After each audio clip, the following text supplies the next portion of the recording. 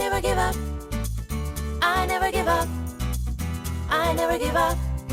Turn around. Hi guys, welcome back to my Steps to Sobriety, my show on YouTube and as a podcast with me, your host, Stephan Neff. Another fantastic day for an interview. And I'm really, really pleased to have Nghi with me. Nghi is a colleague from California who, like me, has realized that life is not getting easier for many, many of our patients, and not for us. COVID has led to many challenges. The world seems to get worse and worse, and our mental health is increasingly under attack. So I'm so pleased that I've got Nghi on the show because he has taken a different approach how to help people. And he, like me, we both believe that it is much easier to create strong, young beings rather than repair broken adults. So therefore, it's so beautiful to have a man who thinks along those same lines. So Nghi, welcome to my show. Thank you. Thank you for having me. It's a pleasure being here. Absolutely. A fellow author, fellow doctor. But that's about where our similarities end. Your past has been very different. You grew up in a different country. Tell us a bit. How did your life start? Yeah, I was actually I'm the youngest of four. I was born in Vietnam. Our family immigrated to the States when I was 6, turning 7. Mm. So first turning second grade. So it was a big, big change. Not only language wise, but also cultural wise. Going from a Southeast Asian country to the States is big. When change. did you come across? I was 6, turning 7.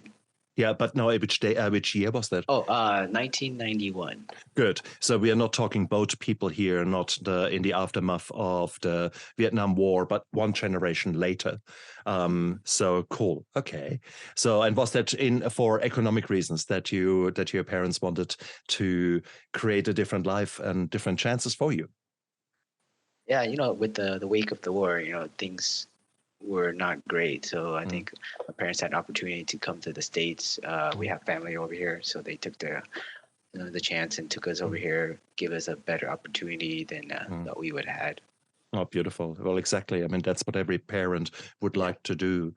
And kudos to them for actually taking that journey. So all three of you were thrown into the deep end because they would have suffered just as much or been challenged, not suffered, but being challenged by a different culture. Yeah, definitely. They were. My dad was a calculus teacher. My mom was a genetics teacher.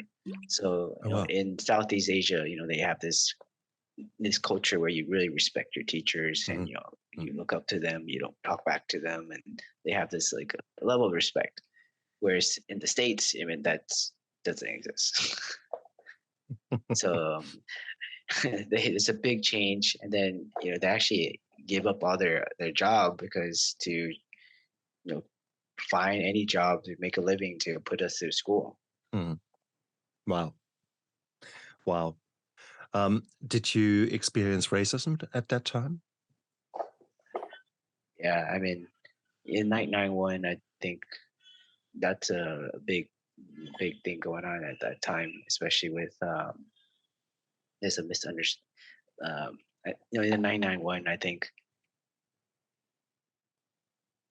we unfortunately when we came over here, we moved with my aunt who lives in a predominantly Caucasian area where there's not many other Asians.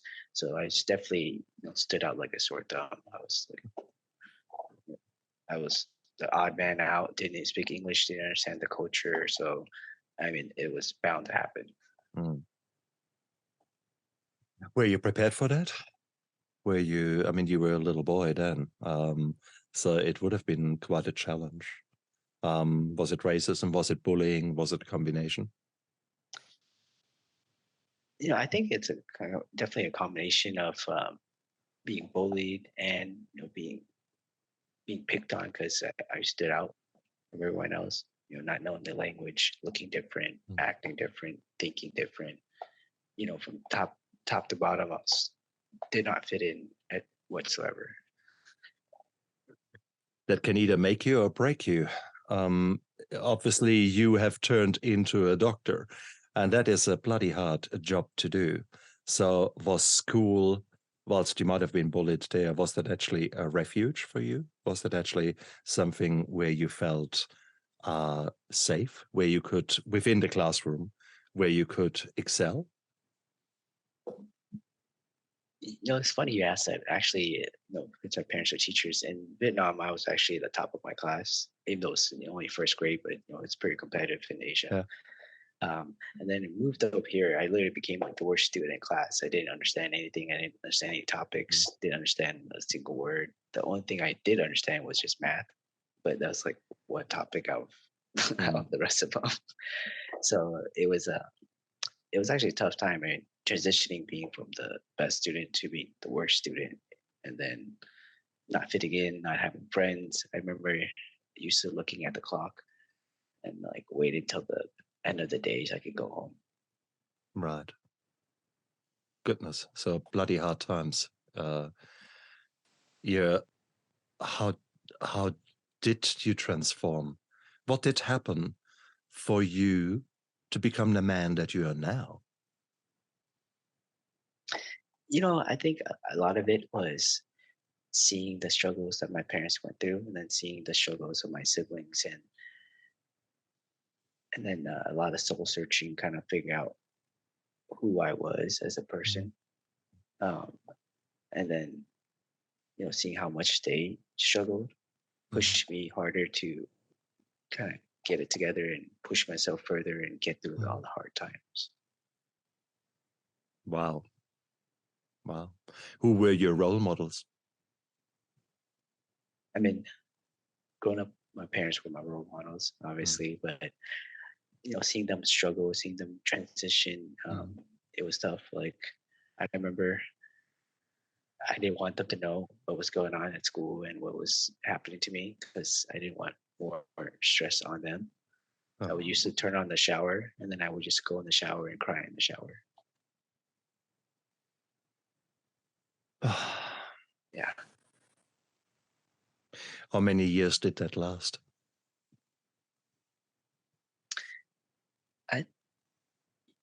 Luckily for kids, like they were able to pick up language pretty fast. So I think maybe like 3-4 years it took me to kind of pick up the language and kind of pick up the culture. You kind of learn from watching TV and kind of just adapting, right? Just be a chameleon, just adapt to your new environment. And of course, that is the fate of so many young children. Let it be children of alcoholic parents or drug addicted parents or parents from where there's huge trauma within the generations. Children often end up trying to protect their parents, trying to protect themselves by people pleasing, by being quiet, never knowing what's happening, always be on guard. Nearly a little bit like PTSD, some aspects of it. With hindsight, did you become such a person? I feel like like being alone gave me a lot of time to kind of do soul searching like at a young age and kind of figure out who I was as a person, what defines me, what I'm okay with, what I'm not okay with. Like sometimes I remember sitting there just watching other kids play and just reminiscing about where I used to have friends. And sometimes it was tough, but after a while I kind of grew accustomed to that being alone. I felt, what, it's okay. Like I'm okay being by myself. Like I don't have to constantly be around people and have a bunch of friends. And it kind of made me be more of a in tune with myself. Which of course is beautiful, because then you grow, you can find strength, not from external things, but actually from within yourself, and from learning, from growing. When you started learning, once you got the language sorted and you started learning, I mean, in order to get into medicine, you have to be pretty good, at least where I come from. Yeah. You had to be, top of the, I don't know how many percent.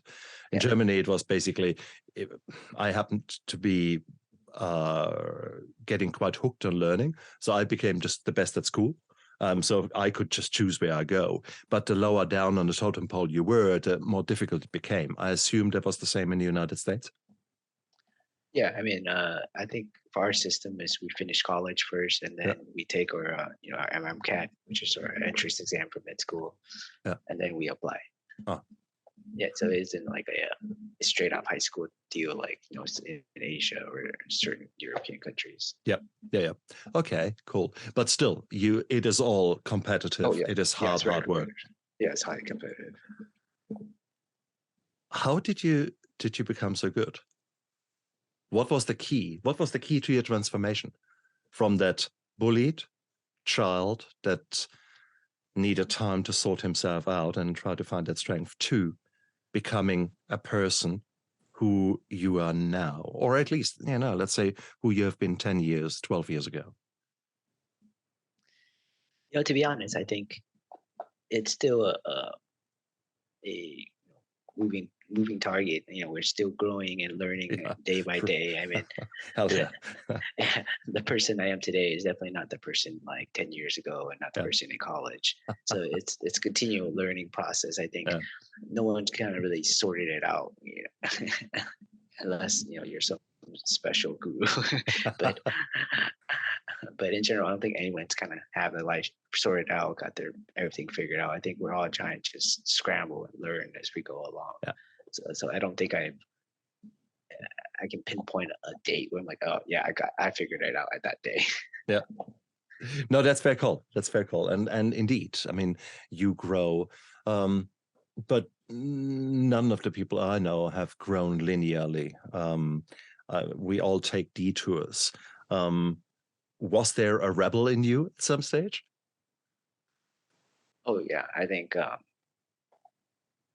so. Once I got the language down, start working hard in school, doing well in school, and then I think when I got to college, I don't know, something kind of snapped in me where I'm just like, man, what is the purpose of all this, right? I think everyone kid goes to like, what is the purpose of life? Like, why am I doing all of this? I think that's when I think that's when I kind of lost direction while in college and trying to figure out what's going on, why I'm doing it, what is the meaning of life, like, why am I doing all this? What's the purpose of all the suffering I went through, right? Yeah, so I think in college I definitely kind of veered from the path and just started getting in trouble, goofing around, and skipping class. But well, there's some people who define getting into trouble by skipping class. There are other people who are measuring that more in DUIs, in amount of partners they had, in which kind of drugs do we want to take today to go up, down, left, right. Where were you at? I mean, I was definitely going to like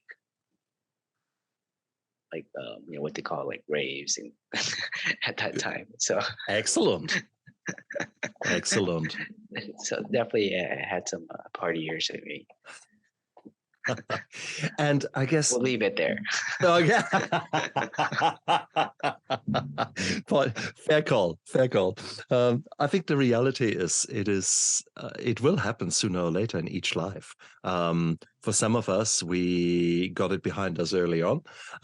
Some of us, it happens when you're 40, and then the so-called midlife crisis really kicks in, and then it's going to be expensive. Hell. So I think maybe the two of us are lucky. We've done it all and got it out of our system. But the reason I'm asking all these questions is because you nowadays have taken a very different path. You are very strong about storytelling and about making a change in the world. which is beautiful. I mean, that's the kind of ideal, that's the romantic way how we look at family physicians, is there for us always around the clock. You know, the kind of Marie, what's Teresa, Sister Teresa, the kind of holy person. That's often the picture of the family physician, when in reality, you poor guys, my God, 95% of your work is bloody boring and trivial. And then those 1 to 5%, which can blow up in your face because it's an undiagnosed cancer disguising itself. I don't know how you guys do it. So this romantic kind of picture that some people have, knowing family physicians and or GPs as they're called over here, general practitioners, bloody hell, I wouldn't know how to do it. Okay. I take my hat off to you. I'm a specialist anesthetist. That's great. I've got a whole team around me. Okay. Yeah. So that's right. It's, if I get into trouble, there's probably someone around I can ask for help. You are it. Man, you're my hero. Okay. So get that out of the way. I've got a high, hold you in high esteem.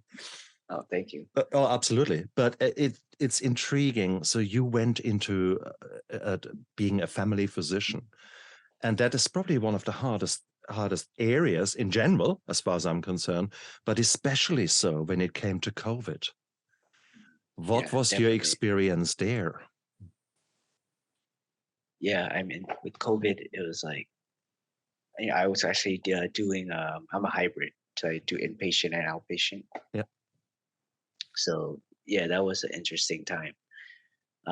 When I was back on the inpatient side for the first time when COVID hit, it was actually really scary. Like none of us knew much about it.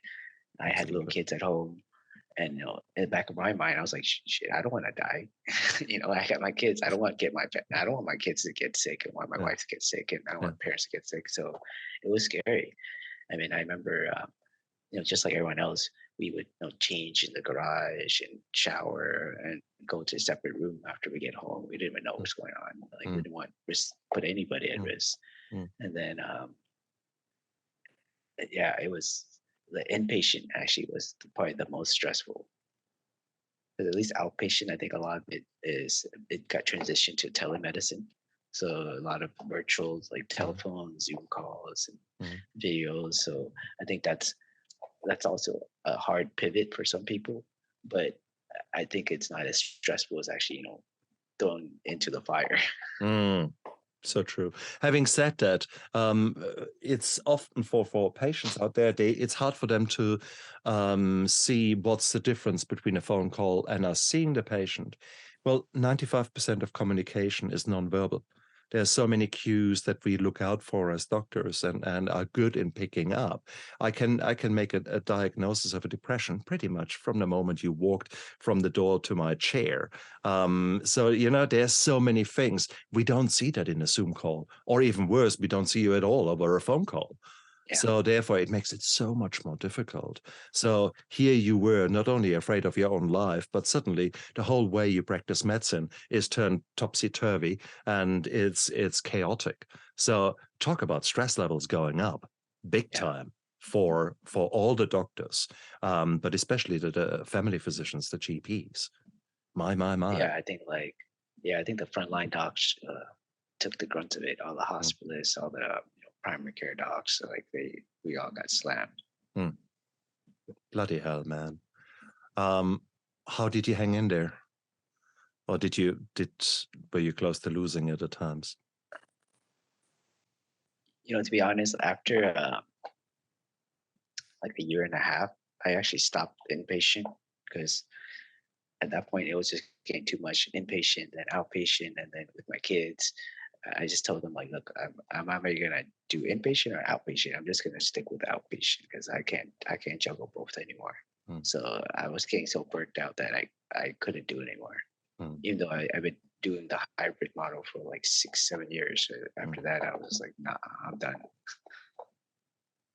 I very much understand that. And we have been so lucky here. Our country closed down. So we had actually really, I mean, when finally COVID came into New Zealand and ravaged us, it is nothing compared with the United States or with Italy or Europe in the early stages, because we didn't have Delta, we had Omicron. Yes, people do die, but we were so lucky with hindsight. We didn't see that complete exhaustion, that complete madness that the United States and many other countries experienced. So it is, my heart goes out to all doctors, all first responders who have lived through that in the United States.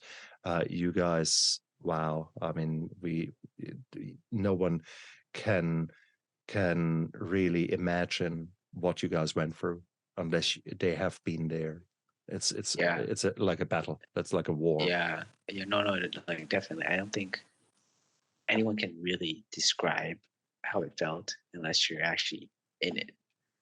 Right? You can say as much as you want, but people can Mm, empathize, but I don't think they can truly understand mm, what all the primary care, all the frontline docs had to go through. I exactly. think like Mm, my wife's hospital, they did like a camp outdoors where all the COVID patients were, and it mm, got crazy. Like it was like driving by, it looks like a military camp with all the camps they put up outside. It was just, mm. it was like I remember driving. I was like, I can't believe this is real. That's Yeah, that's like exactly. I was like, it's like a movie, but that's Mm, not ending. mm. Exactly. No Brad Pitt here coming to the rescue. So Yeah, World War Z is still one of my favorites, but come on. I mean, this is just yeah, getting a bit too close to home here, isn't it? yeah. I was Um, just like, oh my god, this is too much. And and then you were lucky because you were able to actually change the model in which you worked. Many other people have not been so lucky. They might have been in hospitality or in other tourist-related business, and that would have been wiped out. Many people lost their jobs. Many oh people yeah, lost family members, etc. So the toll that it took on a country has been enormous. And with that, of course, the angst, the anxiety, the fear of existence, all the mental health, which was already crazy before COVID, yeah, was now exponentially exploding or imploding, however you look at it. Man, and I think you unfortunately were on the very personal receiving end there too, weren't you? yeah, yeah. Unfortunately, with since COVID, people's anxiety, depression, all kicked up a notch. Mm, Including um, my nephews, which I guess no one really knew because he ended up committing suicide, and the family was all taken back. No one saw it coming. Everyone was blindsided. mm, Receiving that news from my mom, it really stunned me. You know, mm, it was, and then having the survivor skill, I felt like, man, what I could have done differently mm. to kind of change the outcome. If I called them more or visit them more or anything, I think that was the toughest part. Kind of just not knowing if I could have made a difference. So I think at that point, trying to empathize like how what he was feeling and kind of reflecting on the things I went through, how what I deal with, you know, um, that's why it motivated me to write a children book to help talk about mental health, bring it to the forefront, educate children. I'm not sure how it is in New Zealand, but in the States, we teach kids, math, science, English, history, music, art, even sex ed, but we don't talk about a lick of anything on mental health. So, to be honest, like I didn't know much about mental health until I went to medical school. Mm, Because I mean, there's no one talks about it, no one brings it up, mm. and you don't talk Yeah, about it with your friends, you don't talk about it with your family. Like, how would you even know about it? that's right. And you're quite right. And guilty as charged over here, at least in the past, we have got the highest youth suicide rate in the OECD here in New Zealand. So unfortunately, many families here know exactly what you're talking about. Um, there are changes and there are public campaigns often run by sports people, comedians, etc., who say it's okay not to be okay. That's one of our slogans here. And it's beautiful. Those kind of things are there. I'm in a bit of a more rural part of New Zealand. And when you drive along, you might find a big sign somewhere on a paddock saying, hey, you're not alone. Farmers Association for, give us a ring if you're struggling, those kind of things. So it is far more coming out there because this is quite a macho country. This is quite a man's country. And when I say man's, that sounds stupid. I should say macho because women can be macho as well. So forget the gender. So don't get back to me and say, oh, he's only talking about man. How dare he? No, no, no, no. This is unisex here. Okay, Yeah. Unisex macho crap. No one wants to seek help, and I think that is what we need to change. And I think it all starts with communication. It starts with discussion. And your books are essentially an opportunity to exactly start this discussion. How beautiful is that? When did you get the idea about your books? Like I said earlier, I had little kids, so I read a lot of children's books to them, right? And then my wife, I don't know how many children's books, like our whole house filled with children's books. Good on her. And then like reading the books, they're cute little stories, but then I reflected. I was like, there's really not much. None of these really kind of touch about the tougher topics, right? So and then the books that kind of touch about some of these topics, I think I didn't feel like did it justice. Mm. So I think that's when I felt like, I have so much experience, my own experience, all the patients that see me, all their stories, I was like, I feel like, in I have a very unique perspective that most publics don't see. I mean, even like therapists, they don't really see all of it that like the primary care doctors, the frontline doctors see. So that's when I realized, like, man, I have a unique perspective I can tell and show, and Mm. like even the medical side, like what Mm. signs and symptoms to look Yeah. for, Yeah. and what you may be experiencing. So I took that and ran with it. Which is beautiful, beautiful. Come on, it's time for show and tell. Show us your books, because Yeah, Max needs to come out into the world. yeah. So the first book of the series is the first day of school. It's for Max. Uh-huh. So the premise of the story is that he starts. Max is the main character, the protagonist. He starts sixth grade, and his goal was to win the national spelling bee. Uh-huh. So he's like a big bookworm. He works really hard in school, and then the first book he runs into his bully again. So the first book actually touches on bullying. The consequences of bullying to the children that get bullied, and how what steps we can do to help address bullying, and what the family can do to help their kids. Something I talk about sometimes. A lot of parents say to kids, toughen up, deal with it, do this and that, and kind of be a little bit dismissive of it.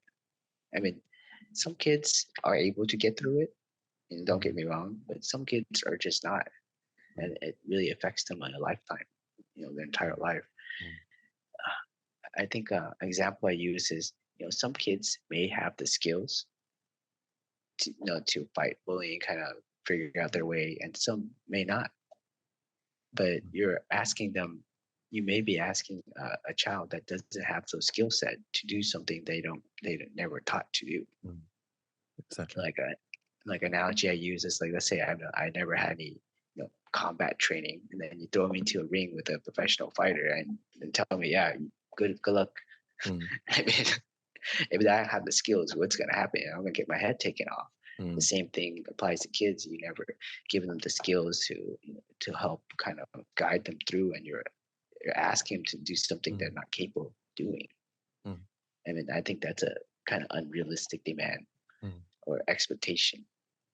So that's why I want to kind of bring light to bullying Beautiful. and how parents can kind of help their kids kind of Mm, navigate through bullying and things they can do to get involved, get the mm, district involved, get the mm, get the principal involved, and kind of help your kids navigate and figure it out. mm. Sometimes some kids they can figure it out by themselves. They're very crafty, but unfortunately, I think most are not able to do that.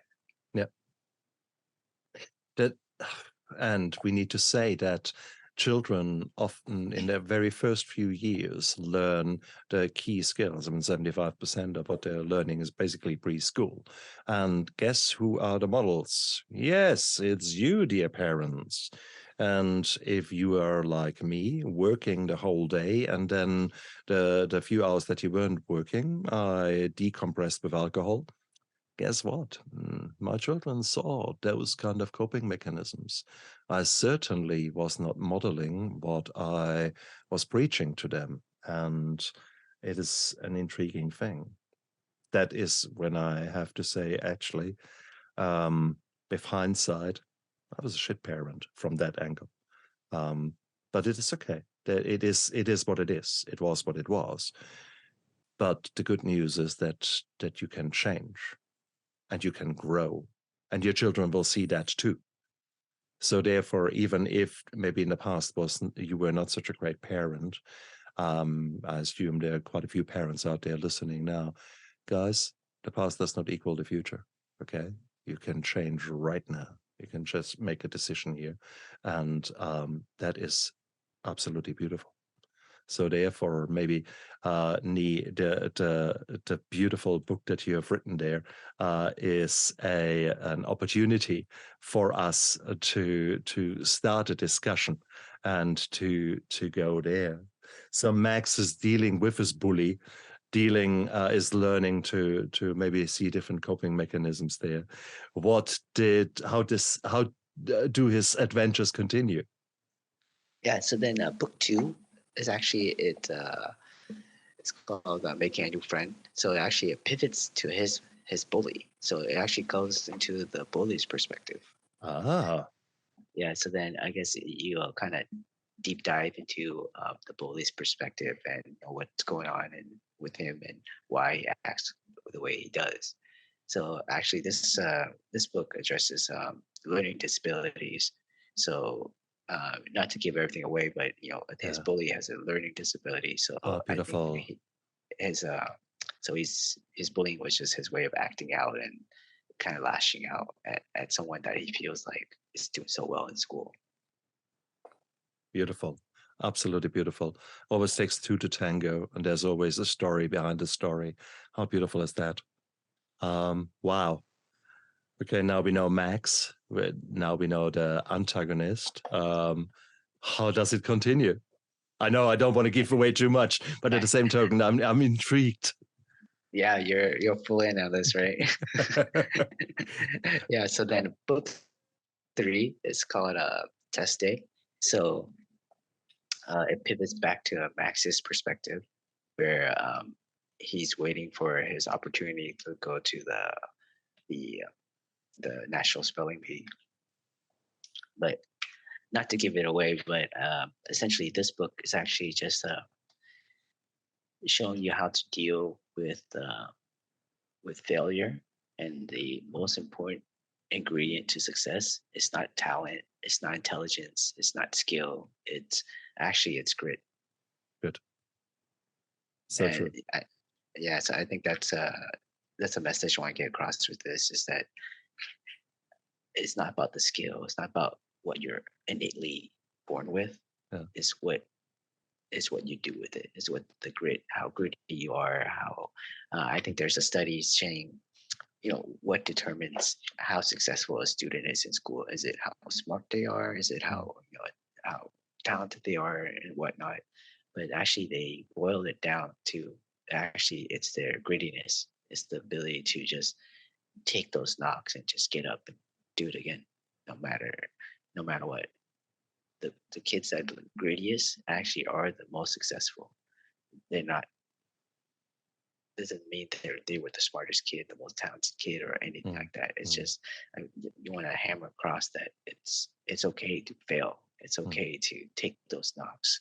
It's mm, okay to have the ups and downs in life.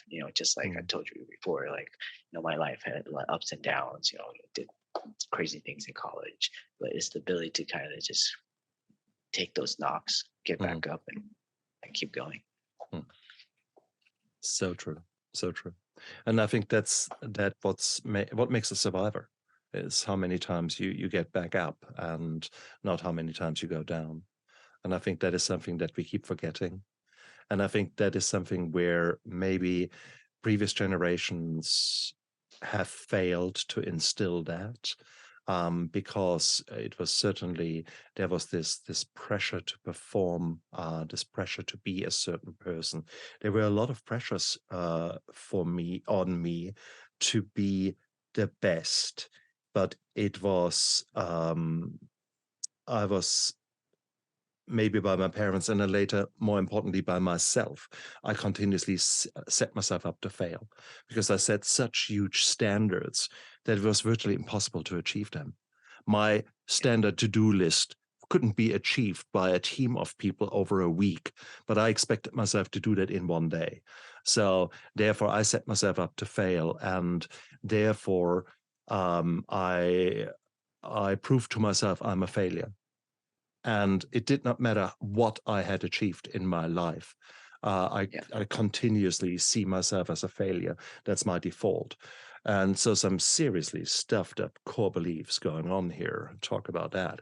And I think that is something that without knowing, some of us have instilled in our children too. We don't encourage them to make mistakes.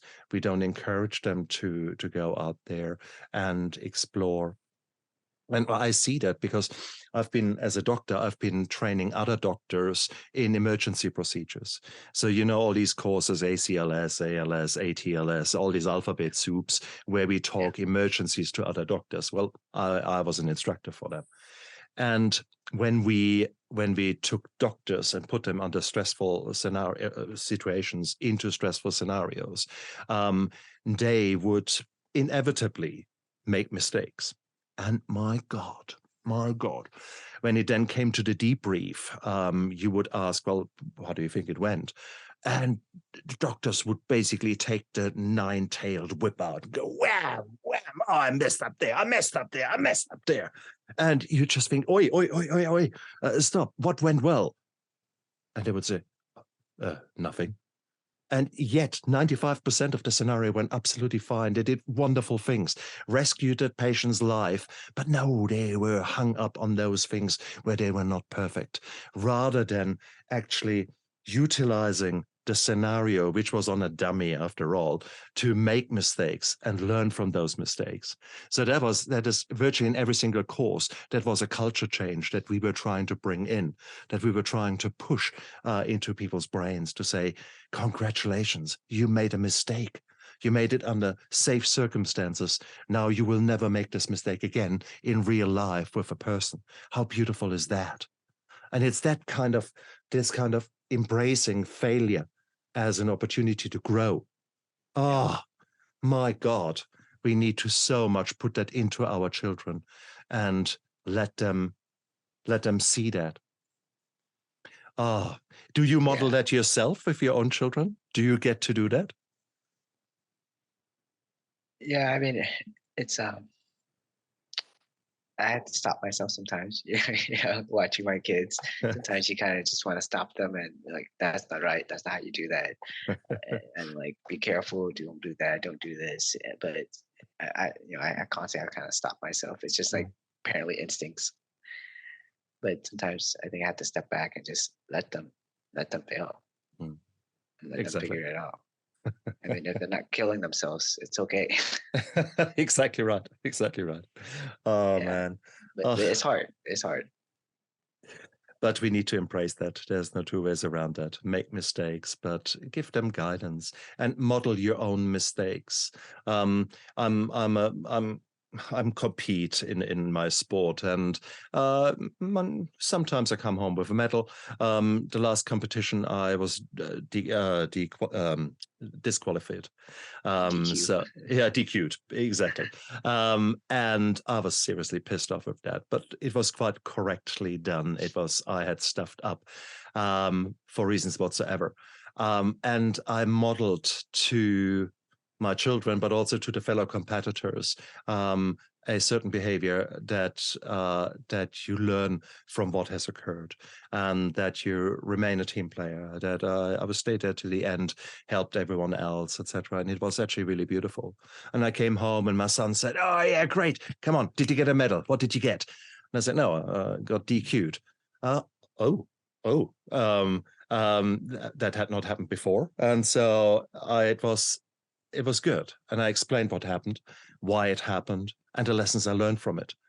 So hopefully I was actually able to show him that you can learn so much more from a negative outcome than from continuously having wins, and successes. So, and if we can just show that, it's beautiful. It is. Hopefully we can change the minds of so many people around us, and therefore maybe young people will not feel the urge of harming themselves No, when I they agree. make a mistake, regardless what that mistake is, regardless what that Yeah, feeling is.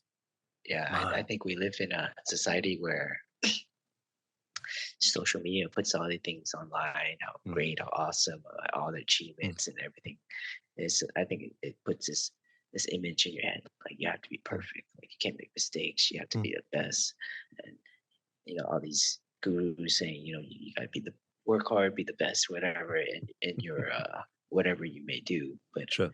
they forget that to get to the top, you got to take a lot of knocks. Like you got to take a lot of L's to get to that W.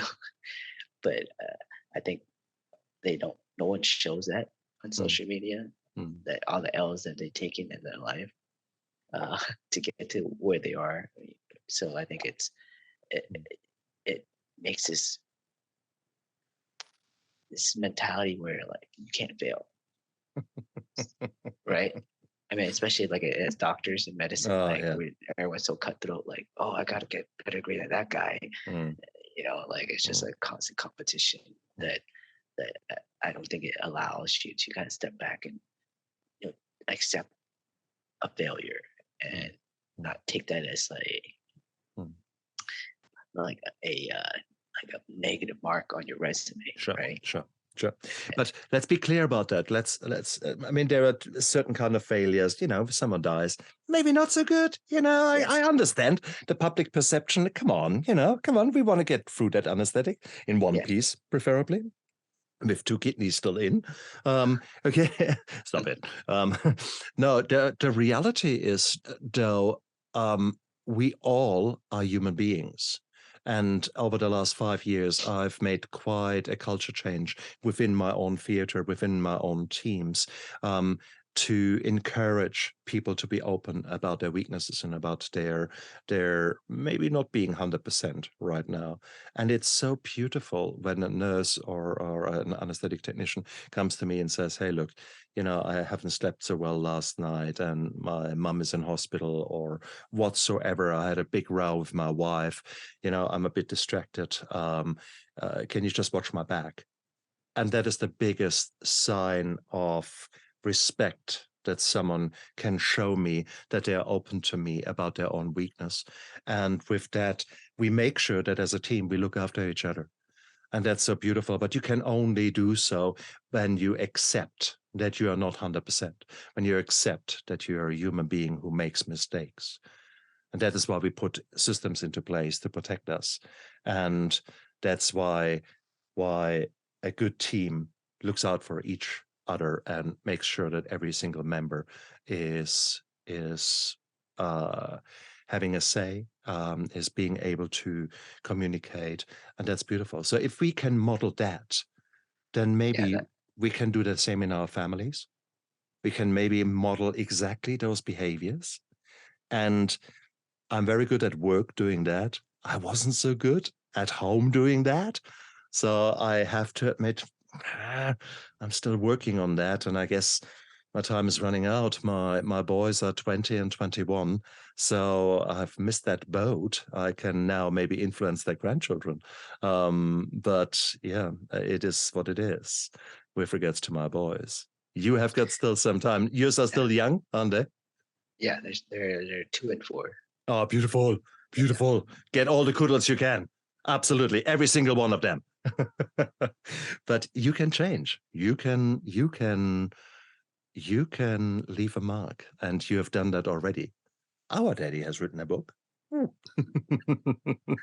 I don't think they even know what's going on. To be honest. Not yet, not yet. Give it a year or two. So, are there other books in the making?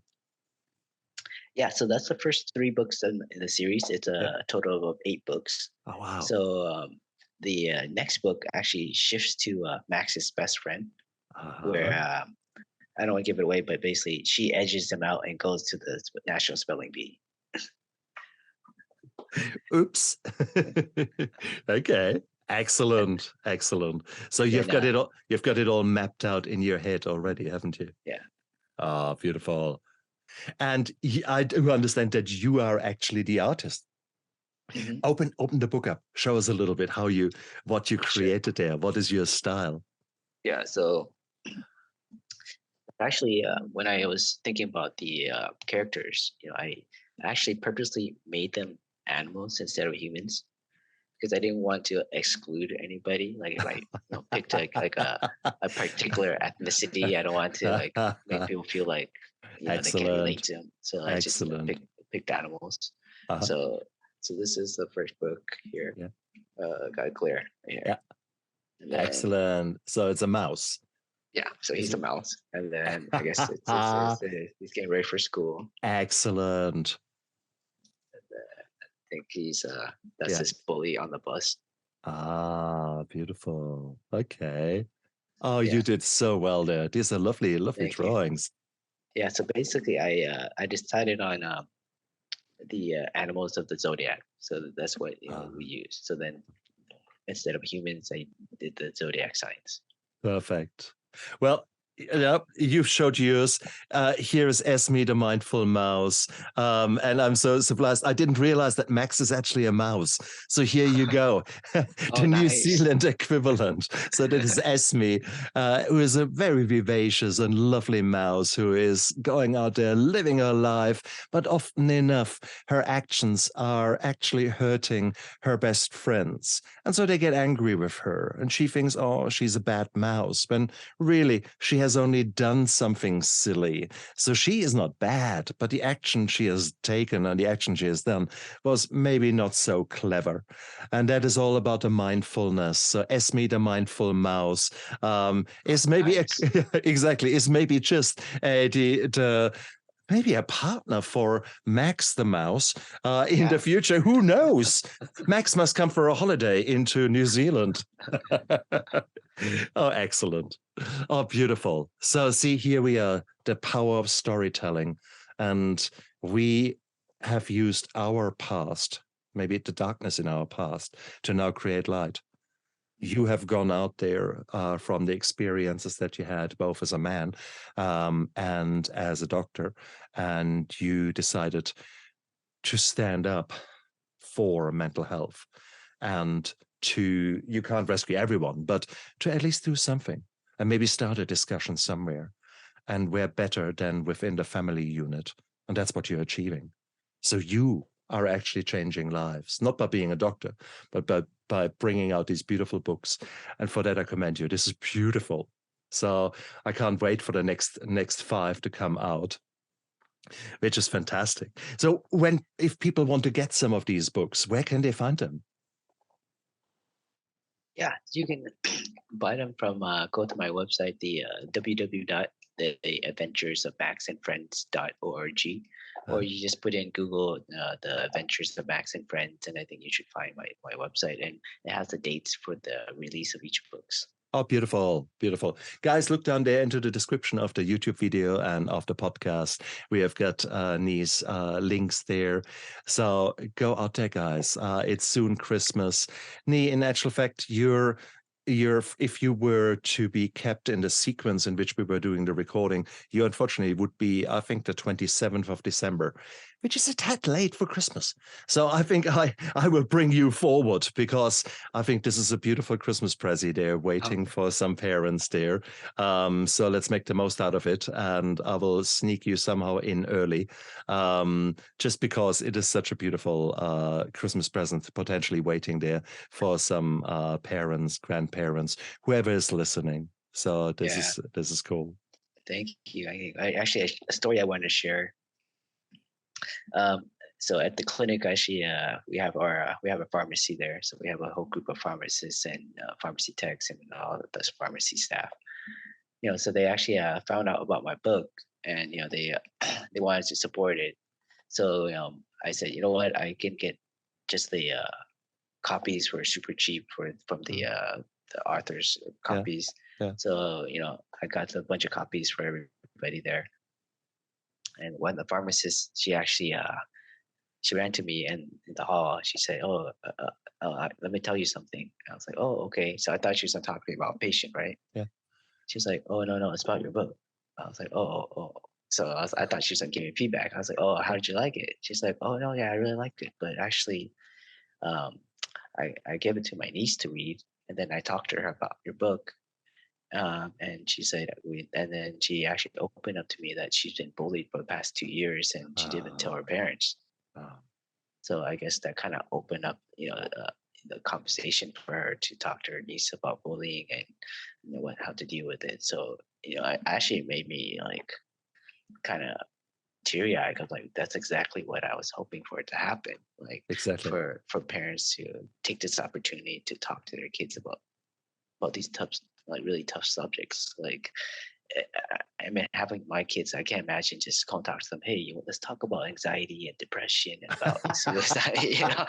They're just I like, know. I know. How they're do you just like, do it? yeah. I'm like, what the Mm, heck was wrong with you, Dad? exactly. I But just can't imagine that. Yeah. it will happen. It will happen, but it will happen in a different way. Um, for me, it was often that I was driving and driving the kids to school or something like that, and suddenly it would be as if someone is punching me in the gut, and I would go like that. And they said, "Oh, what's?" Initially, they asked, "What's going on, Dad? Are you all right?" And I said, "Oh, it's just a funny thought." And it was basically my PTSD. Basically, something came back, some thought came back, and so they when they realized that these were things where maybe I was not at my best behavior in the past, they said, "Oh, come on, Dad, tell us more about your past."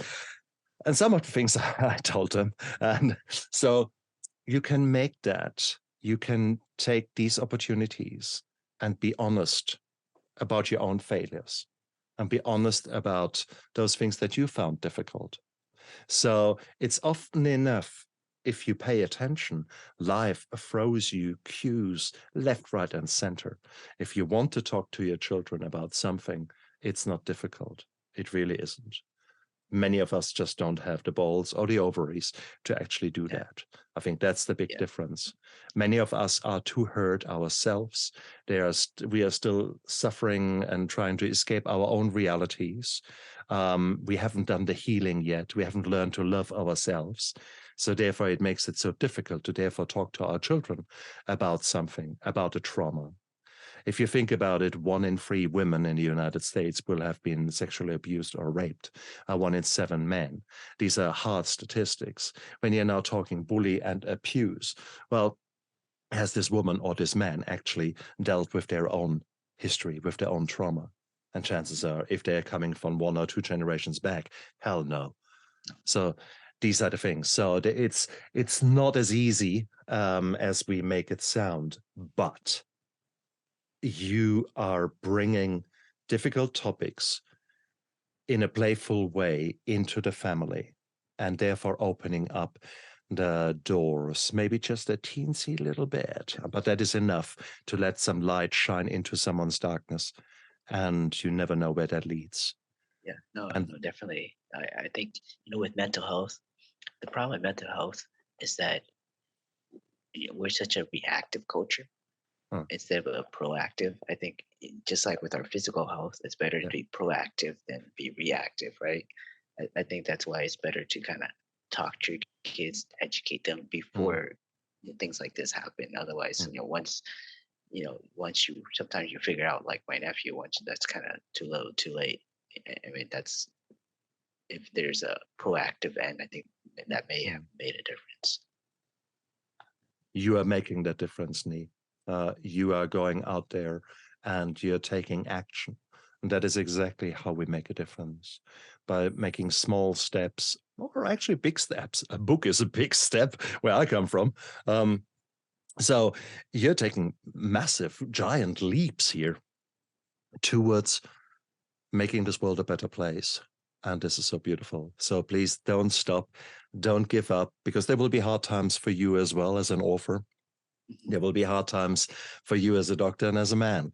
So maybe we just need to have more talks like the two of us, infuse each other and say, hey, it's okay to have a bit of a dark spell and a bit of a writer's block and a bit of, oh Yeah, God, that's normal. Okay, maybe we give each other a bit of room here, yeah, and then we can grow. Even if we come towards an obstruction, maybe we can just grow around it. yeah, Okay. yeah. No, definitely. What I didn't expect, though, actually, I'm not sure you felt this way, but after writing the book, it was kind of therapeutic. Just Oh, hell yes. get out there, get on the paper, and Yeah. it was just it's kind of therapy for me too. Beautiful, because no doubt you have addressed some of those memories, some of those thoughts, by channeling it into a positive something. You made now sense out of the suffering that you went through, and that is beautiful. That's exactly what happens with me with my steps to sobriety. I thought, why the hell is that all? What did I do? What did I do that all for? Well, Yep. now I've got the answer, because I can make this world a little bit better. One book, one interview, one discussion at a time. So this is a beautiful world. It has challenges more than I like, but hey, it is what it is. Yeah. Nghi, you're an amazing man. It is beautiful. I think we make another date maybe in a year's time, because so in which frequency do you get them out? How often? What is your plan? What is your scheduled release dates? I'm trying to release them once a month. Once a month. Wow, Yeah. you're a busy boy. Actually, the whole series is done. I'm just releasing them slowly. Oh, nice, Yeah, yeah, nice. yeah. Oh, I didn't realize. I thought these were still, some of them were still Oh concepts no, in your mind. oh no, it's done. Oh, excellent. Yeah. Oh, fantastic. Oh, man, you're amazing, amazing. So keep going. And I mean, one last question. Who do you want to be when you grow up? When I was a kid. No, now. Who do you want to Oh, be when you grow up? Who is the new Nghi? You've done your children's book series, you're releasing them now. What is the new dream? to be honest, I think it's a big dream, but I hope that the series gets picked up by school districts and gets taught in the classroom, so it's something part of the syllabus that they get taught, alongside their math classes or science classes, their everything else. That it's something that they can discuss with each other without Mm, feeling shame or embarrassment. Discuss with teachers. yeah, Go home and talk to their parents. Like, hey, mom, I learned about this at school today. I mean, that's truly what I hope for the books that that it can actually make a difference in the education system. Because, like I said mm, before, like I didn't know anything about mental health. I mean, you don't know anything about mental health until you go through it, right? absolutely. Because Oh, no one brilliant. teaches about it. Parents don't Mm, talk to you about it, obviously. mm. I wish you all, okay, what I wish you is that your books fall into the little hands of a person who says, "Hey, granddad, you're running the school district, don't you? Hey, this is a really cool thing that I seen. Do it this way around. If we can just make that happen, that would be so nice. That would be so nice that the powers to be can use that. So I don't know how you go about it. If someone out there from our tribe here, if anyone else there has an idea, come on, get in touch. Down there, there is Nghi Dang's website. Get in touch with the guy. Offer him advice or whatever you guys can do, support. Buy his book, because that is the biggest thing, his books, shall I say. And yeah, just make the most out of life. Nghi, thank you so much for being a guest on my show. I truly appreciated this interview. Thank you so much. Thank you for having me here. It was a pleasure talking to you, getting to know you and your books as well. Hopefully Max can get to know. Well, exactly. Max and Esme, they need to have a little date, don't they? Yeah. Cool. And you guys out there, look after yourself and live with passion. Bye. I never give up. I never give up. I never give up. Trying